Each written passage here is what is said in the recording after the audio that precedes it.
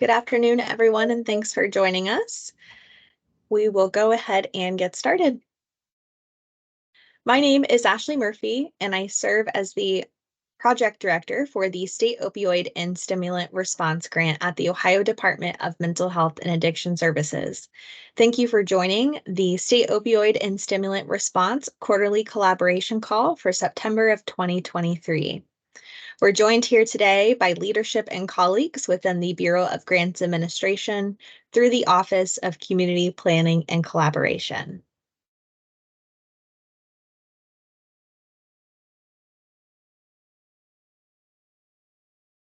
Before we get into today's content, we would like to take a few minutes to go over some housekeeping items. The first is to know that this meeting is being recorded, and it will be posted to the SOS website after all of the regional calls have been completed.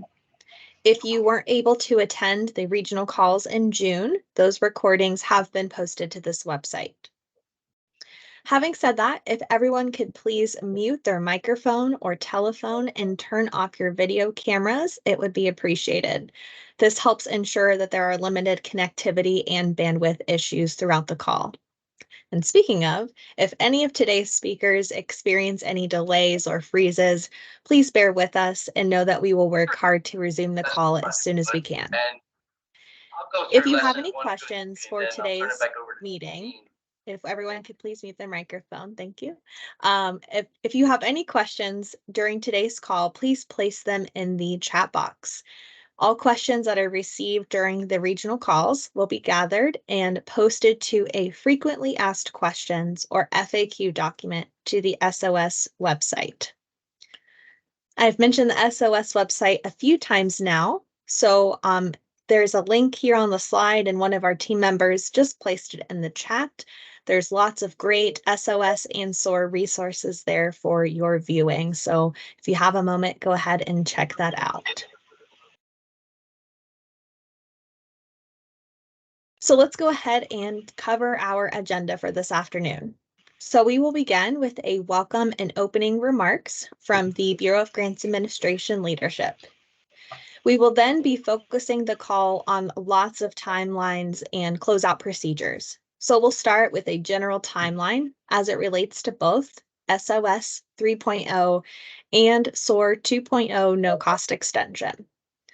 There will also be a moment where we will go through a brief GFMS closeout demonstration and then spend part of the call speaking to GEPRA data closeout. We'll then close the call with end-of-year reporting reminders and some guidance, and with a feedback survey as well.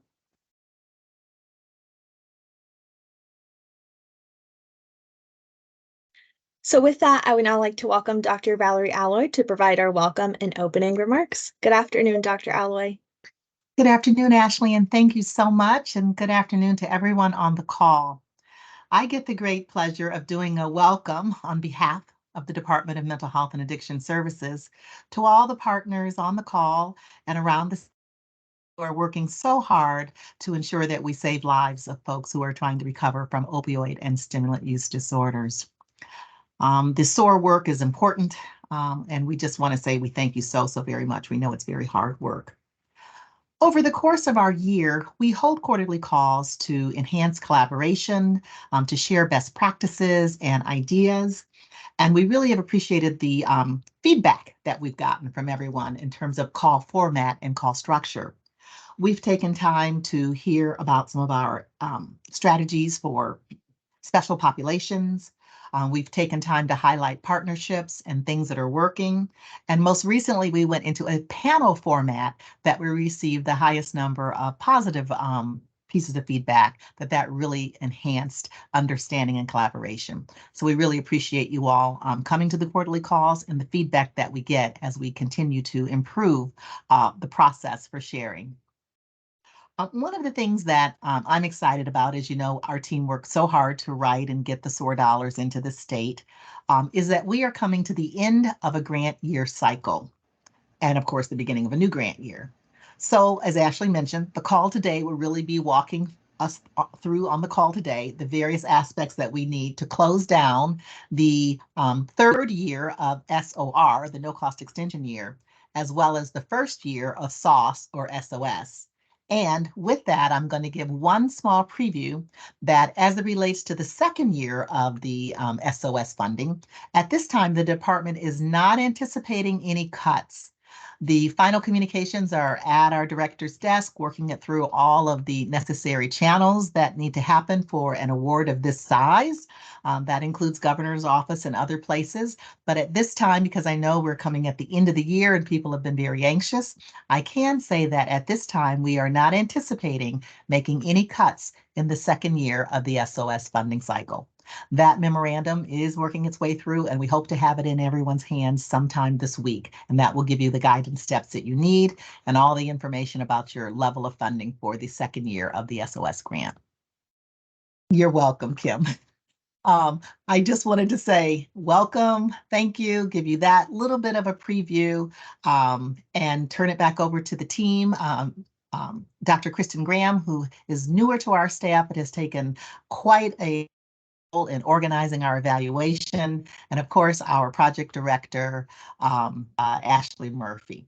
Questions that I see coming into the chat, we will respond to in an FAQ, that's all I can say at this time. So thank you so much. And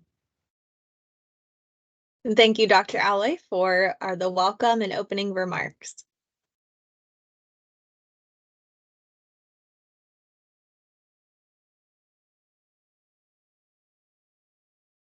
We can go to the next slide. Thank you. So we're going to get started in our conversation this afternoon on the closeout timeline. So the dates that we will be reviewing today apply to both SOS 3.0 Year 1 and SOAR 2.0 No Cost Extension or NCE.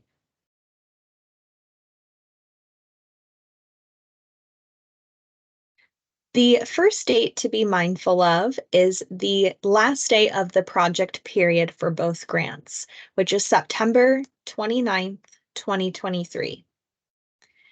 Approaching in November will be the end of year report. We will be requesting those reports to be submitted by November 3rd of 2023. Later in today's call, we'll go over the specific details of the end of year report. When we think about the closeout process, it really begins starting November 13th, 2023, where the deadline to submit final disbursements is in GFMS, or the Grants Funding Management System.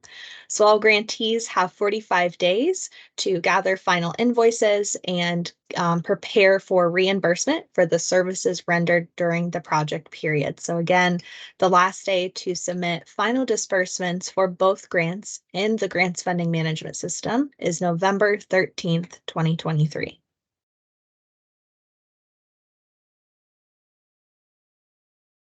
Into our next set of important dates, especially as it relates to closeout, we will begin the closeout revision process in the Grants Funding Management System on November 20th of 2023. Again, we'll go over some concrete steps here in just a moment, but that is an important day to keep an eye out for. That will begin the closeout process.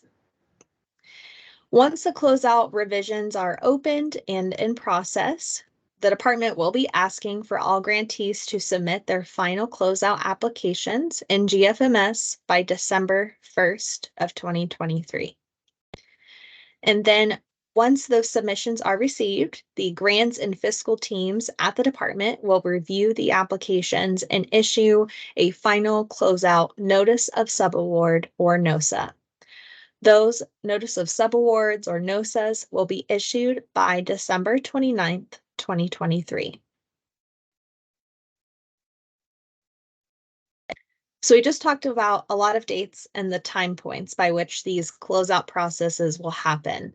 The next part of today's call will be a demonstration and step-by-step instructions to complete the closeout process.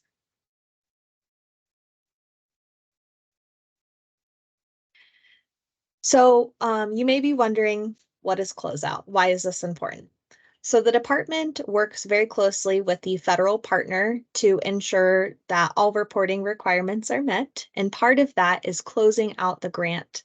This closeout procedure that you hear us referencing today allows the department to reconcile final numbers with the federal partner. So the process of closeout that we're talking about today is the process of updating your grants funding management system, or GFMS, application, and it will reflect what you actually spent on the grant. What will follow that is that updated notice of subaward that I had mentioned earlier. That will match what you actually spent. If you are an organization that has fully expended your grant, either SOS 3.0 or the SOAR 2.0 and no cost extension, you do not need to complete a closeout revision. A closeout revision is only needed for grantees who do not fully spend their application and award.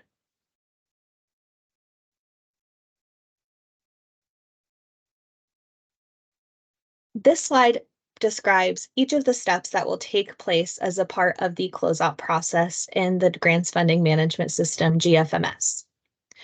The first step will be that your project lead at the department will open your application up for revisions. This date will be dependent if you have any pending disbursements that you're waiting for payment. As soon as the payment is issued, your project lead will open the application for revision. There are three main areas that are needed as a part of the closeout, and we'll go through some screenshots here in just a moment. The first is to update the requested amount on the face sheet to match what you actually spent. The second will be to update the line item budget, which will be the same to reflect what you actually spent on the grant. The last piece is if you subaward or subcontract or any part of the grant and have been asked to upload any budget uploads, you'll also need to upload new budgets to the project documentation page to reflect what your subawardees actually spent. The last step as a part of the closeout submission or the closeout application is to submit the application. As a reminder, at the bottom of each page, there is a next button, and it's shown as a snippet here on the slide. This serves as the save feature in GFMS. So on each page that you make updates, make sure to hit next each time to save your work.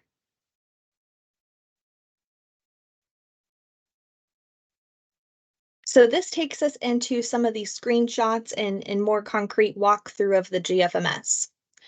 So this is a screenshot of a face sheet in GFMS, and this is what you will see when your application is opened for revision. The requested amount that is highlighted here on the slide is where you will make the first change and update, again, what you actually spent on the grant. And then you'll hit next at the bottom of the screen.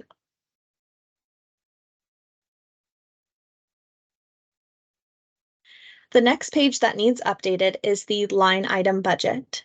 So you'll notice once your application is in revision, there is a new column listed, and it's listed budget revision, MHAS only, and there's also a new narrative box.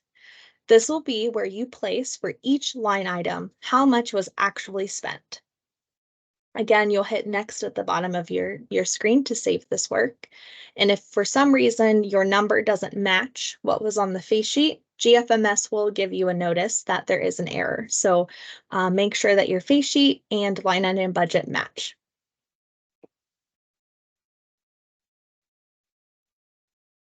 The last part of the closeout process in GFMS is to upload revised subawardee budgets to the project documentation page.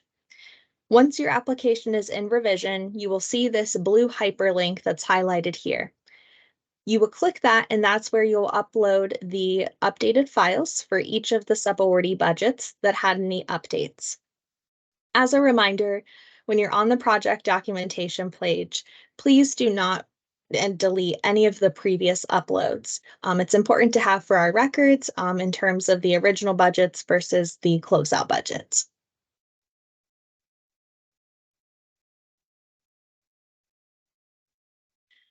So with that, after going through the GFMS portion, I'm going to pass the call to Dr. Kristen Graham, our data coordinator, to walk us through some important dates and information as it relates to the GEPRA data closeout process. So good afternoon, Dr. Graham, and welcome. Good afternoon, Ashley. Thank you so much. And good afternoon, everyone. I'm excited to join you all this afternoon to provide some information on the GEPRA closeout process. So the following guidance will be divided between SOAR 2.0 no cost extension GEPRA interview closeout information, and then transition to guidance specific for those who have SOS 3.0 funding. So as an overview, for all SOAR 2 no cost extension grantees, the key date throughout will be on or by September 29th. I'll go over each topic in more detail in the coming slides, but key notes include that by September 29th, all SOAR 2.0 NCE grantees should complete discharge interviews for all clients, complete any open follow-up interviews, and enter all outstanding GEPRA interviews that were completed on paper in the iPortal SOAR SOS application. Next slide. In regards to SOAR 2 intake interviews, no new intake interviews should be conducted after September 29th. Please be sure to enter all intake interviews completed on paper by the 29th. Below are some questions to consider as we approach the closeout deadline. All GEPRA collectors should review interviews already entered into the SOAR SOS iPortal application to ensure the correct funding is listed, to determine if any interviews are listed as incomplete on your dashboard, and to complete those that should be completed. Incomplete interviews do not count towards your GEPRA total interviews and are not reported to SAMHSA. Also check the Failed Interviews tab at the top of your dashboard as pictured below. If you can, correct the failed interview in the iPortal, or if you have questions, reach out to the evaluation teams or Ohio MOS. The contact information for these groups will be provided at the end of this section. In regards to follow-up interviews, please complete all open follow-up interviews by September 29th. Please do your best to reach your clients and complete a full GEPRA interview and enter it into the SOAR SOS iPortal application. If you're unable to reach the client, you can enter an administrative follow-up GEPRA interview. Remember that clients who complete the full GEPRA follow-up on or before September 29th will receive a gift card. However, these interviews must be entered completely into the SOAR SOS iPortal application by the 29th. Next slide.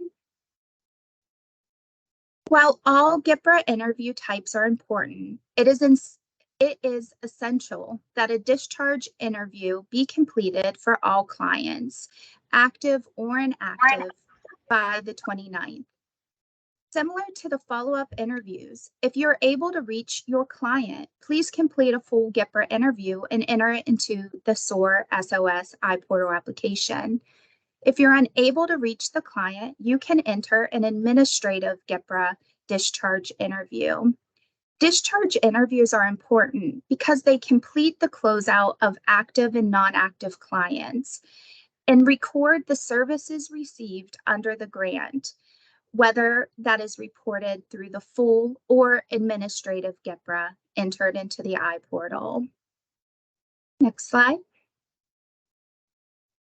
In summary, by September 29th, all SOAR 2.0 NCE grantees should complete discharge interviews for all clients, complete open follow-up interviews, and enter all outstanding GEPRA interviews completed on paper in the iPortal SOAR SOS application.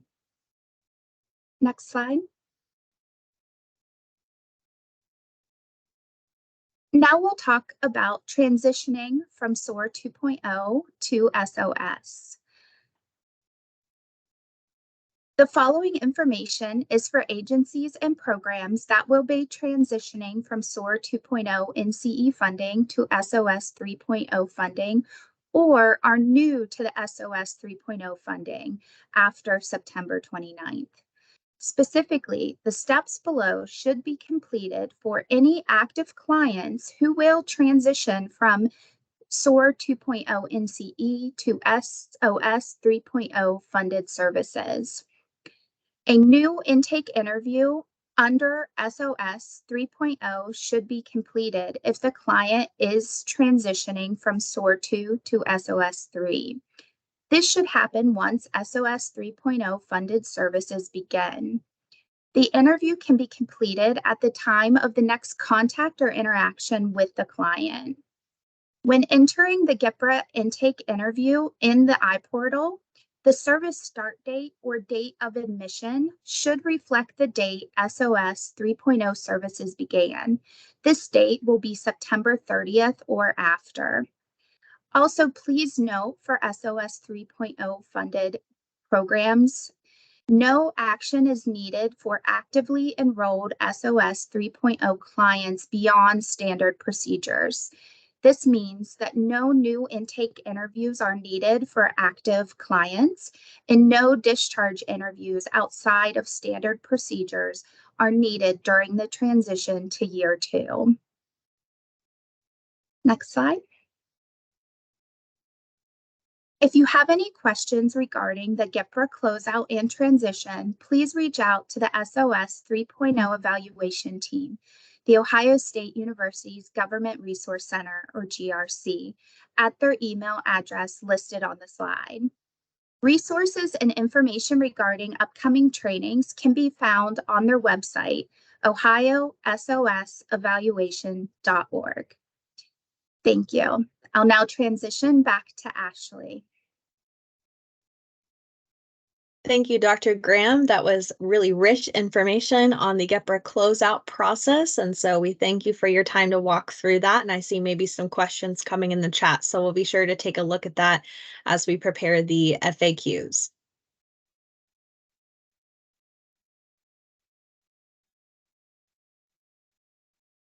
We can go to the next slide. Thank you. So as the SOAR 2.0 no-cost extension grant is coming to an end, the Ohio Department of Mental Health and Addiction Services wants to take a moment on today's call to extend gratitude to everyone at the Wright State University Boonshoff School of Medicine Substance Abuse Resources and Disability Issues SARDI program for your wonderful work to support the department in the state opioid response space. The years of your dedicated service, evaluation, and support to the field is just we're truly grateful to have you as a partner in this space, and we thank you for your work.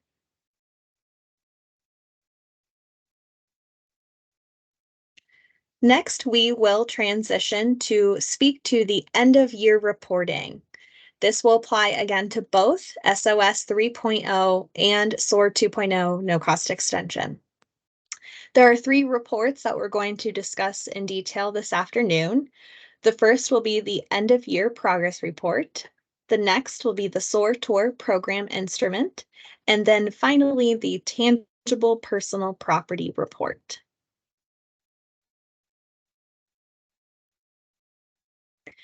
First, we have the end of year progress report.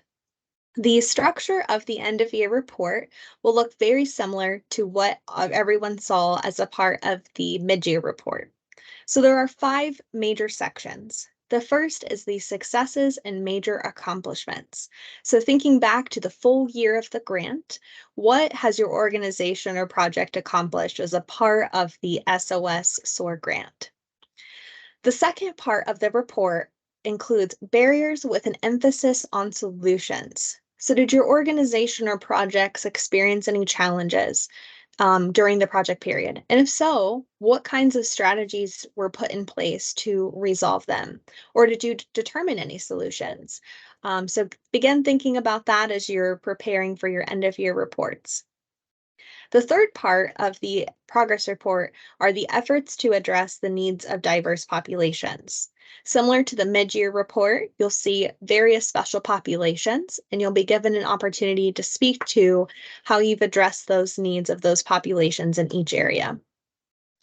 The fourth part of the report is the media and impact story. So we know that there's lots of great projects going on right now as a part of educational campaigns that are doing great outreach work. So we're really interested in seeing some of those examples and seeing some of those outcomes. This also includes impact stories. So if you provide direct service to clients, whether it's, one-on-one group setting or even at the community level, if you've received any impact stories about how this grant has impacted them, it would be so great to have and share with the federal partner.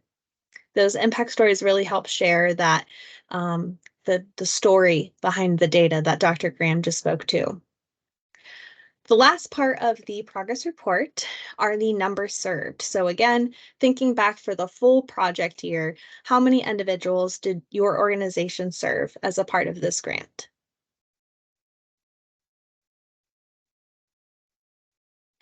The second report that we'll talk about this afternoon is the Q4 SOAR Tour Program Instrument. The submission due date is October 16th of 2023, and you should have received an email here recently with the link and instructions for submission. This SOAR Tour Program Instrument is over Q4, which covers the dates of July 1st, 2023 to September 29th of 2023. At the end of the survey, you'll notice that there's some new contact questions. So it asks for your organization, your name, and contact information so that as the evaluation team goes over the data, if they have any questions, they'll be sure to reach out to you.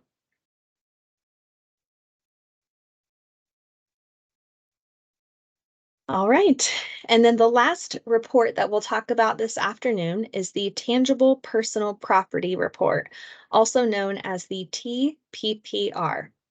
This report will also be requested with the end-of-year progress report and has a requested submission due date of November 3rd, 2023.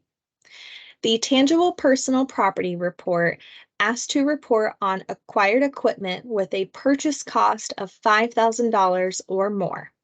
This also includes any unused supplies that have a total aggregate value greater than $5,000. So some examples of what might be included in a tangible personal property report could be any vehicles that were funded wholly or in part by the SOS SOAR dollars, any equipment purchases, things like the Loxone vending machines if they reach this threshold. So we'll ask in the report, there'll be an ask for a description of the item and then an identification number.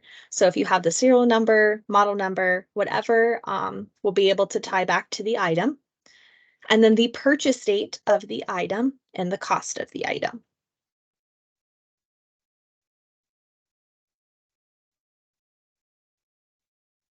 So at this time, we would like to say thank you to everybody on the call. Thanks for joining us today. We just have a couple more things to cover as our call comes to a close today.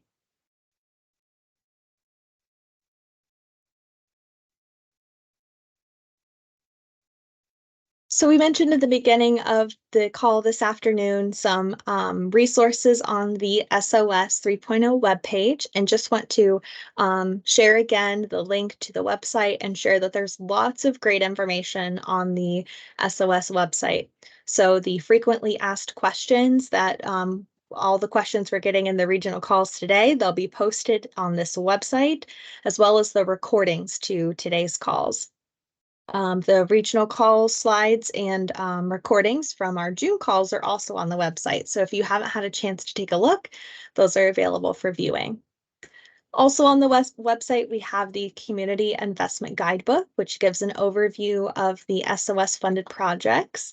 And then of course, there's some GFMS helpful hints, allowables guidance, all kinds of other resources. So definitely use that as a resource.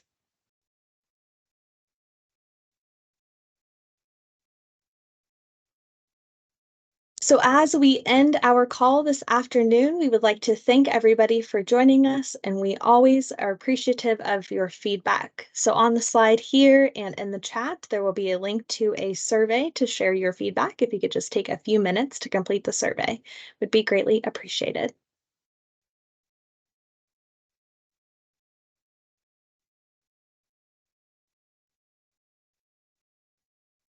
So with that, that is the end of our content this afternoon. Again, just thanking everyone for joining us today and for being partners in such just important work as a part of the SOS grant and the SOAR 2 No Cost Extension grant. So thank you again for all of your time, your efforts, and we'll go ahead and leave the line open so people can put their chat questions into the chat box for the FAQ. And we hope you have a great rest of your day. Thank you.